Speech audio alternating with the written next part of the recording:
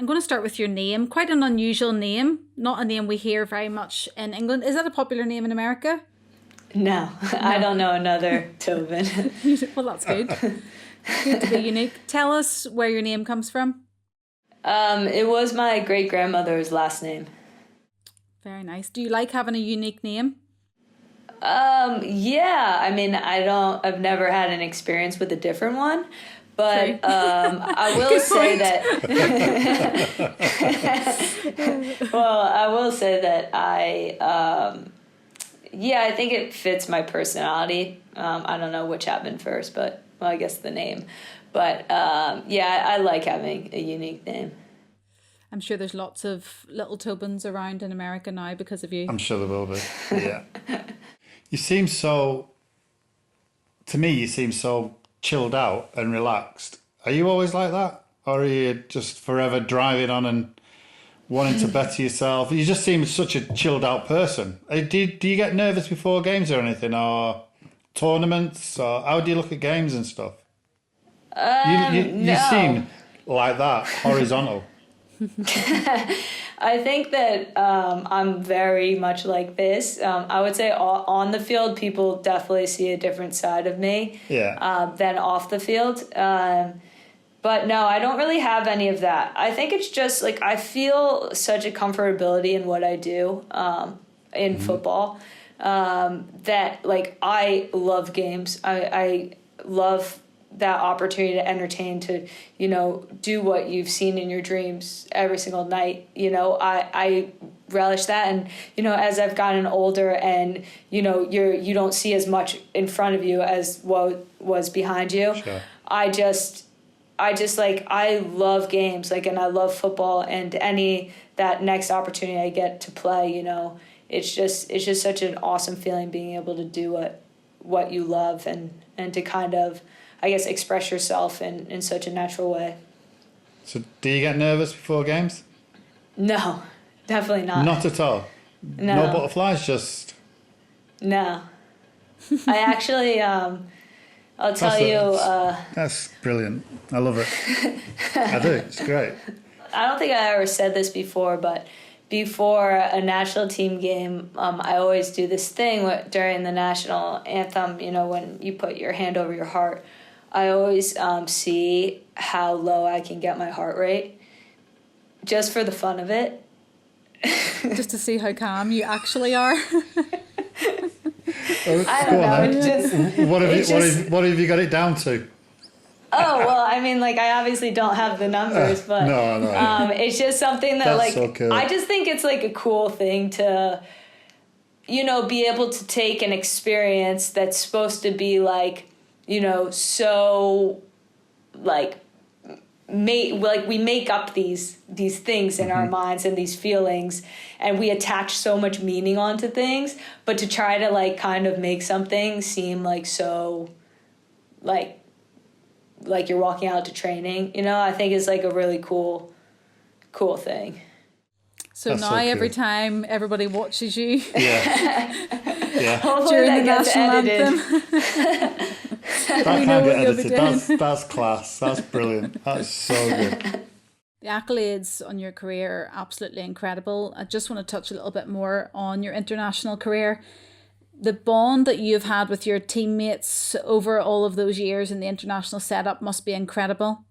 Yeah, it is incredible. I mean, some of these players I've been playing with since I was like 12 years old, and you've grown up with them and seen them kind of evolve as people and evolve as footballers is really special. And then just in terms of like those experiences that we've been through together, you know, like the major wins, the major losses, it really feels so much like a family. I mean, I've spent more time with these people than I have my own family, so they know me a lot better. But it's just so deep, those types of experiences. And, you know, I'm lucky to have such incredible teammates to not only just play with, but to have supported me and vice versa. It is an incredible bond, what sport does, you know, in terms of that. And Maisie knows about this, but what's it like to always be the team to beat in those competitions? Does that bring a lot of pressure for you guys? I don't even think we even think about it like that, because it's just been so normal. We always say that the greatest competition that we have is internally in our own squad. I mean, it's so hard to be, not only to have the success that we've had, you know, from the outside, but to continue to be a part of a team that is just constantly like going for that next level, and to have that as an individual as well. The players that can hang in that environment for a long time, there's just such a mutual respect amongst the players that have been able to do that, because it's so incredibly hard and it's so incredibly competitive, and you have to almost get comfortable with being uncomfortable. And I think that's what it's like when you're the team. I don't think we ever kind of are like, we're always trying as a team to push our own barriers instead of just kind of playing against other teams. We're always seeing how we can evolve as a team. And the way that women's football is going in the world is it's changing so quickly. So many more resources are being put into it. So that's constantly going to get harder. But it's like the team is just made to just push and evolve. And it's crazy. Tobin, it's looking at the squad, it is a young squad. Obviously, you're 32. You're the elder state person in the squad. Do you look at that as do you look to yourself now and think, well, I have to pass all my experience back over to the young kids now, or do you just think just let them get on with it? And do you become the senior pro there? Yeah, I mean, this is actually the first team that I've ever been the oldest player on, so I think that was definitely a nice introduction. The eldest elder, I really like that one. But it is a young. I was being kind to you. It is a young squad. I think I do a bit of that naturally. Looking at the experience you've had over your career, World Cup, Olympics, winning things, you just can't buy that in any squad.